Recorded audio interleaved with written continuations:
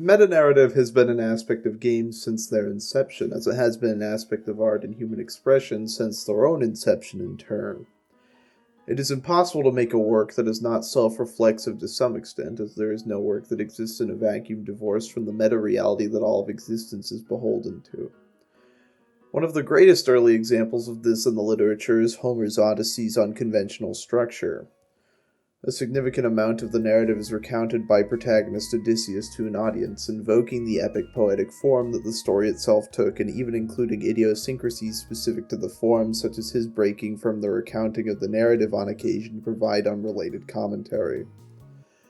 With that being said, in much of the mainstream indie titles to be released within the past 15 or so years since indie became a mainstream label and taxonomy of game text, there have been indie games fixated on and concerned with meta-narrative in the most direct terms possible to a noticeable degree, beyond what early independent works such as Don Ravitch, Bill Hindman, and Paul Dillenberger's Oregon Trail insinuated with their own expression of player choice and self-insertion within the fantasy of the sub-reality. Some of these texts, like Mortis Goes Off or Toby Fox's Undertale, use this choice to great effect, exploring the implications of their own metatext to convey treatises on player violence in the same ludic tradition as something like Nintendo's Metroid 2 Return of Samus or Cavia's Drakengard. There are even grotesque and ill-conceived titles like Team Salvato's Doki Doki Literature Club or Supergiant Games' Bastion, that utilize their metatextual angle effectively as conveyance of something more to some extent, even if that ultimate assertion is a form of banal and specific Orientalist racism, or just plain old generic racism apologia.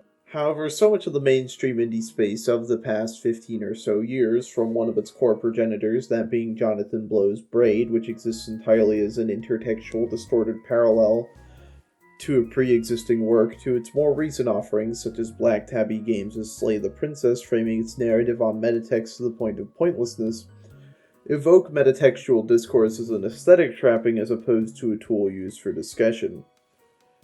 Evidently, to some extent, all of these texts use metanarrative as a discussion point through their invocation of it in the first place, but ultimately that discussion is never framed as important as the aesthetic invocation of metatextuality. A sort of self-assured importance that direct acknowledgement of the meta-reality reifies the sub-reality. The aforementioned Braid is the offering on display here that likely has the strongest case to be made for its use of the metatext beyond aestheticism, even if that use case is grotesque in a Salvatonian sense. It is still more complex than the other candidates up for discussion in this examination. Braid as a 2D platformer draws much on Super Mario Bros., but not even just in the mechanical framework of it being a stage-by-stage 2D action platformer. Super Mario Bros. Is invoked at almost every step of the experience beyond that initial and evident aesthetic and design language. From the designs of the traditional enemies holding similar proportions and enemy patterns of perpetual repetition as the Goombas of Super Mario Bros. To the direct literal quotation of the original 1985 video game via the mimetic "Your princess is in another castle" line recited at the end of each world, stated here by one of its NPCs, Super Mario Bros. Is the pure lifeblood of Braid, and its main engagement with the player self is via reference to Super Mario Bros.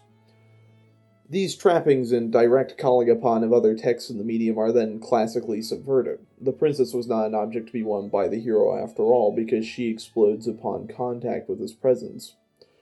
The hero is forever separated from the princess, unable to find love. Guys like Mario just can't get girlfriends anymore, Braid surmises, because men are uniquely isolated in this contemporary life, or it supposes. While this all may be basic intertextuality to some extent, the invoking of symbols from other literature within the medium as games have done since their inception like any other art form, it feels as if it sets a precedent for the mainstream indie game. One of its major pillars, at least in this new era, exists only as a dark parable of Super Mario Bros. Reinterpreted to be an incel propaganda piece. It is metatext for a purpose, to be certain, but it is largely lauded because it is metatextual. The true substance of the piece is both vile and, well, stupid. But Braid was a nuclear bomb, just as it quotes J. Robert Oppenheimer's infamous reaction to the Trinity Blast in its closing moments, and it was one that ushered in an age of self-reference in the indie sphere. And though it cannot be entirely faulted for that as merely the state of the accelerated digital postmodern, something had to be the one to ring that apocalyptic bell. though this specific trend often takes a far different and more direct shape. Fast forward roughly a decade to Future Cat LLC's Oneshot, and the phenomena described becomes more apparent. Oneshot is a game that is entirely built for its metatextual punchline, and while it's not necessarily a bad punchline, it is one that lacks much meaning outside of its own artifice. Oneshot presupposes that the player self is actually two discrete entities, one that is the player and one that is the game's protagonist, Nico, a cat guided by and controlled by the godlike player entity throughout the course of the work. This connection goes as far to even suggest that when the player isn't playing the game, Nico doesn't exist, the work cleverly having them remark upon their brief stay in non-existence the first time the player closes and opens the game again. With that being said, these parlor tricks never go beyond being parlor tricks. They are simple acknowledgments of the artificial nature of the game space, that there is a reality higher than the sub-reality that the characters find themselves in. This is implicit by the fact that the text even is a text in the first place, and thus the underscoring of it is not a particularly compelling or riveting notion. Oneshot seeks only to point out the obvious, not to make any of its own criticisms or perspectives known. It's not the worst game of all time by any stretch of the imagination, its ambitions at the very least less outwardly violent than those of something like Braid's, but it's also an unremarkable work that argues its own remarkability simply because it acknowledges that it exists as a video game. Video games have always acknowledged that they are video games, however, ever since Joseph Kate's Birdie the Brain debuted in 1950 with an acknowledgement in the machine of the score. Oneshot is a barren wasteland, and even the sacrifice of the player character that the work asks at the end of its runtime is a meaningless one, because that player character is attached to nothing but smoke and mirrors and electricity and binary transparently ideologically. The text underscores the friction between character and player, dividing the player self, but then refuses to engage with that premise beyond an expectation of the audience being impressed on that itself, which is still far better than a text that highlights the friction and attempts to cover it with more chicanery. The aforementioned Supergiant Games, one of the arch rivals of the intellectual communist games critic, if such a category is to truly exist, who were mentioned in brief passing as having been behind the development of the imperialist propaganda piece Bastion, could have many of their games discussed within the realm of aesthetic metatext. But their 2020 release Haze feels as if it's the apotheosis, no pun intended, of the ideological positionality within the studio's oeuvre. Haze highlights the metatextual realities of its existence as a video game, living in the superposition between the real and fantasy as all works of art do, but instead attempts to disguise those metatextual realities using diegetic explanation in order to continue the player self's pornographic consumption of the game space.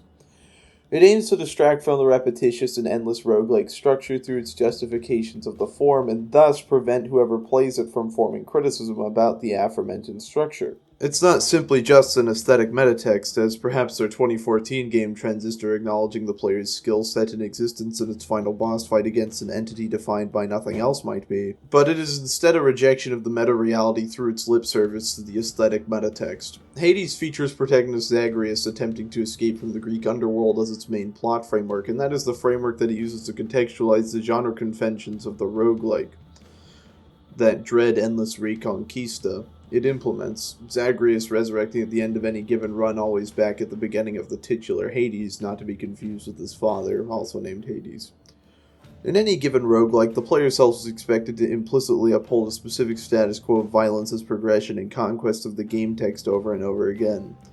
A forever war waged against the spaces. Hades is often lauded in amateur criticism due to its acknowledgement of this cycle and its constant textual updates on it, but what these critics fail to see is that it is one of its greatest flaws. Hades illuminates to disguise.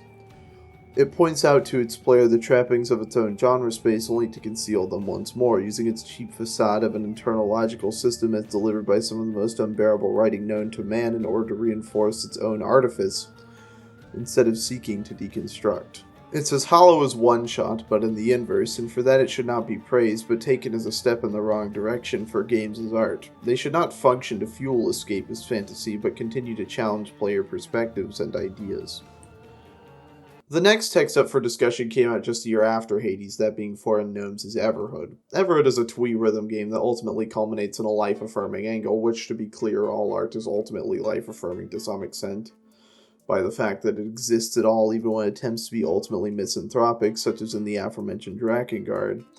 But there is a clear delineated recent artistic movement from the past decade or so of texts that try to be explicitly life-affirming in an Elegiadian sense, which is perfectly fine of Everhood.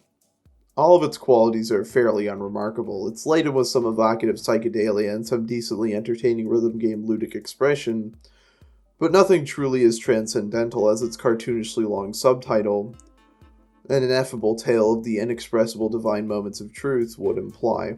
However, there is something strange about how Everhood expresses its ideas, that being that Everhood invokes the existence of the player a multiplicity of times, even going so far as to recreate the phantasmagoria of the player self through the relationship between the dual protagony of the dull red and the ghastly pink that controls them.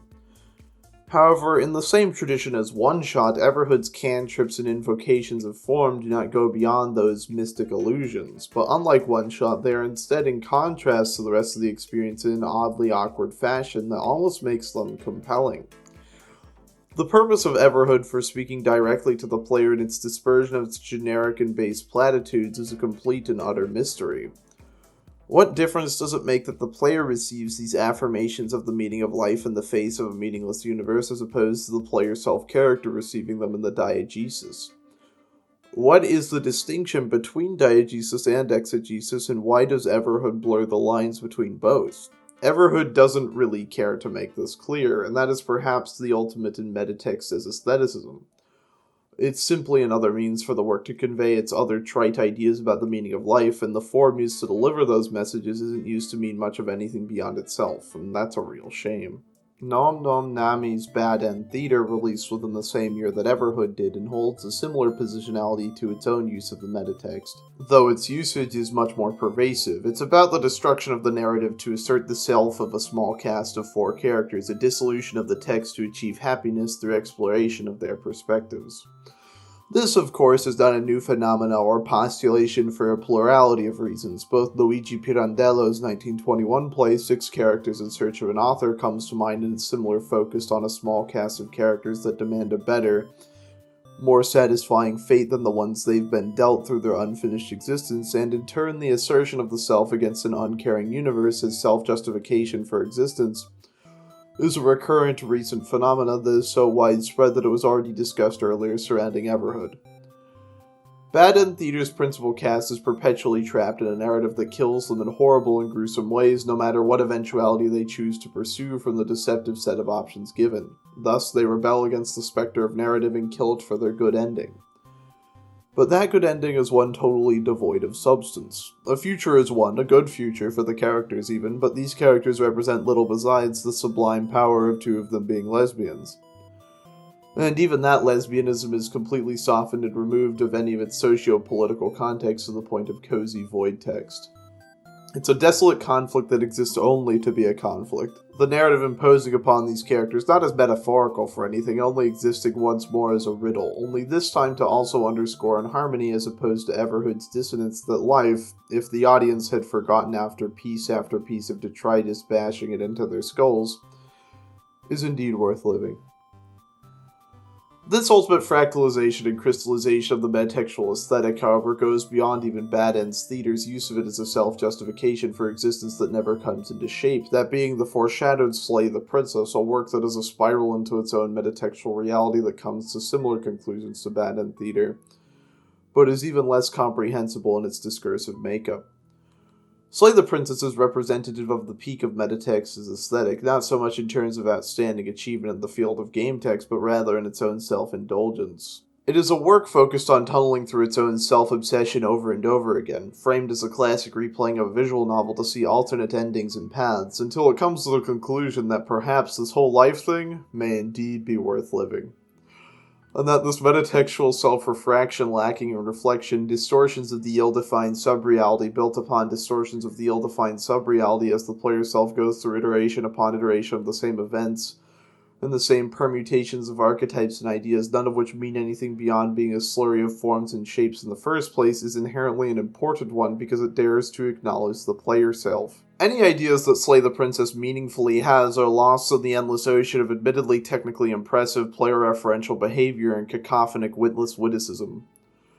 It is a sea of voices and a sea of voices, a speechless comment on the postmodern condition. It contributes to this condition but does not critique it.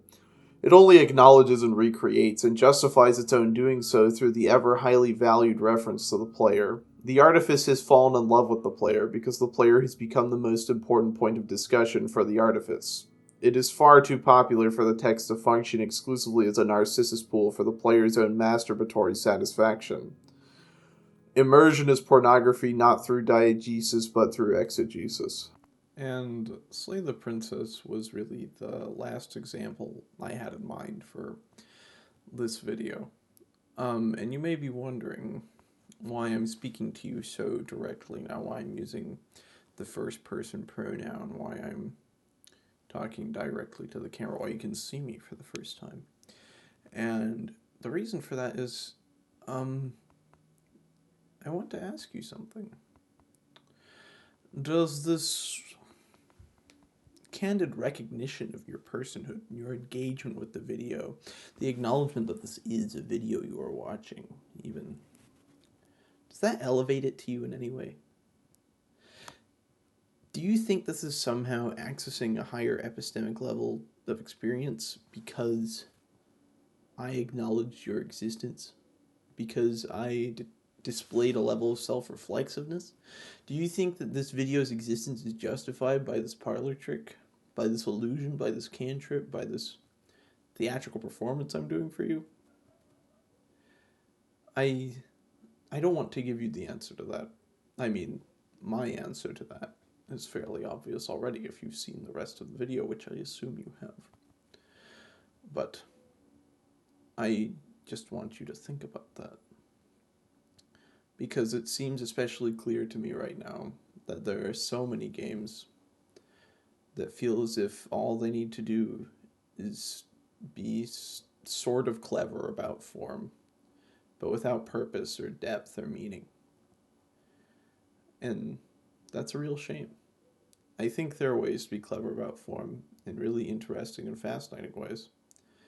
I think the ways that Undertale uses its structure to convey its ideas about how we destroy games for our benefit, how we turn them into these conquests of maximalist player expression and satisfaction, I think that's a really interesting part of that game. But so many games like Oneshot really is the biggest example of this to me, are simply content with the magic act in and of itself. And that's just sad.